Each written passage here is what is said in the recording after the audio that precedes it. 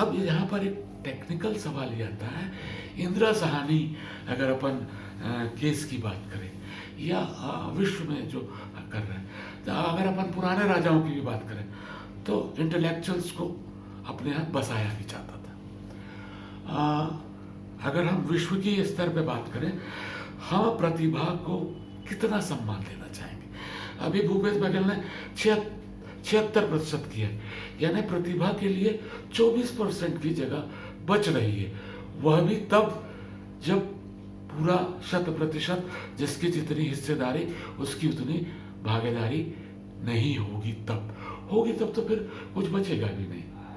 उसको कैसे आप मैनेज करेंगे? नहीं, देखिए आप, ये जो आरक्षण की बात है ये अब धीरे धीरे इस देश में उलझता जा रहा है। मंडल कमीशन के पहले तक कोई प्रॉब्लम ही नहीं था। अभी नेशनल लेवल पे 15% दलितों का, 7.5% है, अब जो भी 7% ट्राइबल का नेशनल लेवल। 7.5%। हाँ, तो ये कोई प्रॉब्लम ही नहीं था। पर मंडल कमीशन के बाद बैकवर्ड कम्युनिटी का भी शामिल किया गया, वो सही है, ठीक है। पर धीरे धीरे एस्पिरेशन तो बढ़ता रहा है। देखिए, आबादी बढ़ रही है, बेरोजगारी बढ़ रही है, और गरीबी रेखा के भी आज 40 करोड़ लोग हैं गरीबी रेखा से नीचे इस देश में, सभी समाज के लोग हैं। तो कुछ ना कुछ तो होना चाहिए ना, क्यों नहीं होना चाहिए, क्यों नहीं होना चाहिए? पर सवाल है कि उसको आरक्षण के जो प्रतिशत है, ये कैसा, कितने हद तक के जाना चाहिए, किसके लिए कितना होना चाहिए, अब ये धीरे धीरे फंसता जा रहा है ये कंट्रोवर्सी में। और ये लगता है कि हम राजनीतिक एंगल से ज़्यादा देख रहे हैं, प्रशासनिक एंगल से या जुडिशरी के एंगल से कम देख रहे हैं। आखिर व्याख्या तो कोर्ट ही करेगा ना। जैसे इंदिरा सहानी केस की बात कही, ये जो आज जो भी एक्सरसाइज हो रहा है, हम राजनीतिक रूप से ज़्यादा एक्सरसाइज कर रहे हैं जुडिशरी के पॉइंट ऑफ व्यू से और दूसरे एंगल से। तो मेरा ये कहना मतलब कहीं ना कहीं वंस फॉर ऑल इस देश में इस मुद्दे को गहराई से जाके, चाहे आपको कमीशन बनाना पड़े इसको अध्ययन करने के लिए, और सब अब जैसे इकोनॉमिक वीकर सेक्शन को भी दिए हैं, अच्छी बात है, वो क्यों नहीं होना चाहिए? अरे गरीब आदमी को मदद मिलनी चाहिए कि नहीं मिलनी चाहिए? तो ये जो धीरे धीरे जो ये कॉन्फ्लिक्ट बढ़ता जा रहा है, और इसका कारण मैं जो समझ रहा हूँ विस्तृत रूप से राजनीतिक रूप से सोचने के कारण है। अब देखिए, अपने राज्य में ये जो कोर्ट में माननीय हाई कोर्ट में जो स्थिति हुई है, दोनों सरकारें, चाहे बीजेपी हो कांग्रेस ही, महंगाई से लड़ाई थी, होमवर्क नहीं की। अरे माननीय चीफ जस्टिस पूछते रहे, भाई ये समझाओ हमको, क्वांटिफाइबल डेटा कहाँ है, क्या है, बेस क्या है? तो सरकार नहीं समझाएगी तो कौन समझाएगा? नहीं तो आदिवासी वर्ग का और अनुसूचित जाति जनजाति दोनों का डेटा तो है, दोनों का डेटा तो नहीं। पर आप 58 का लक्ष्मण रेखा क्रॉस किए ना, 50 की रेखा, 58 वाला। हाँ, तो आखिर तो कोर्ट को तो ये सब जानने की अधिकार है जी। और आप बेस क्या है, आधार क्या है, आपके पास आंकड़े क्या हैं, अध्ययन क्या है, वो तो बताना पड़ेगा ना।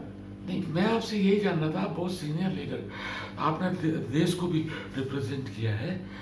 जब इस देश में सामान्य वर्ग का और ओबीसी का कोई डाटा नहीं है, पटल पे नहीं आया है कहते हैं कि है, हो चुकी है गणना, पटल पे नहीं आया, तब फिर इसका कैसे क्या निदान होगा? मैं इसी गंभीर बात आपसे करने आया कि देश किधर जा रहा है, आप क्या सोचते हैं इस पर? ये तो सरकार की कमजोरी है। अगर आप कोई चीज का अध्ययन नहीं करोगे, डाटा संकलन नहीं करोगे, उसका जस्टिफिकेशन तय नहीं करोगे, और कुछ भी कह दोगे हम 76 हो जाएगा,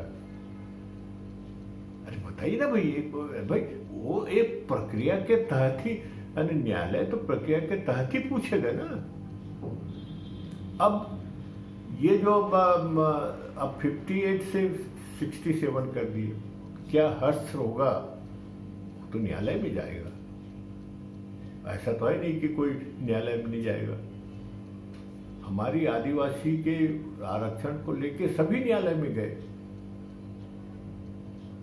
यानी अब ये 58 में हालत है तो 67 में 76 में क्या होगा?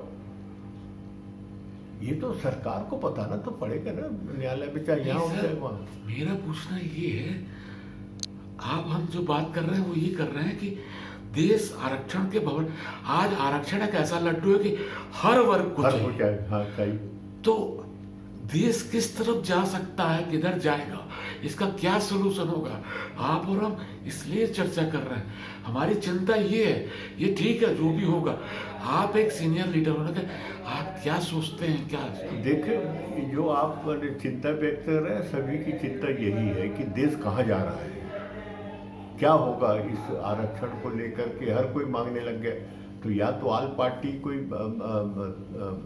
इसका कोई चर्चा हो, सभी राजनीतिक दल नेशनल लेवल पे, पार्लियामेंट में इसमें डिबेट होना चाहिए, जुडिशरी का में भी कोई मैकेनिज्म हो तो उसका भी देख लेना चाहिए, और वंस फॉर ऑल कहीं ना कहीं तो तय करना पड़ेगा। नहीं तो टुकड़े टुकड़े में अगर आप करेंगे तो न्यायालय कितना ये करता रहेगा?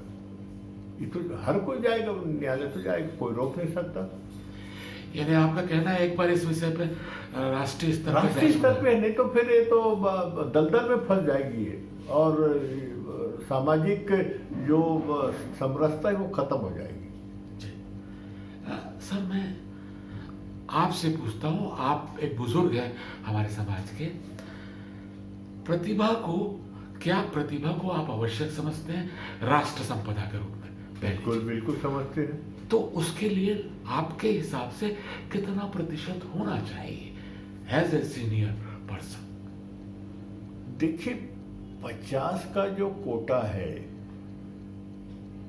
न्यायालय ने जो किया है, उसके बाद इस ढंग से धीरे धीरे हो रहा है और बढ़ने की जो प्रवृत्ति हो रही है, तो ये तो मेरे हिसाब से ठीक नहीं है।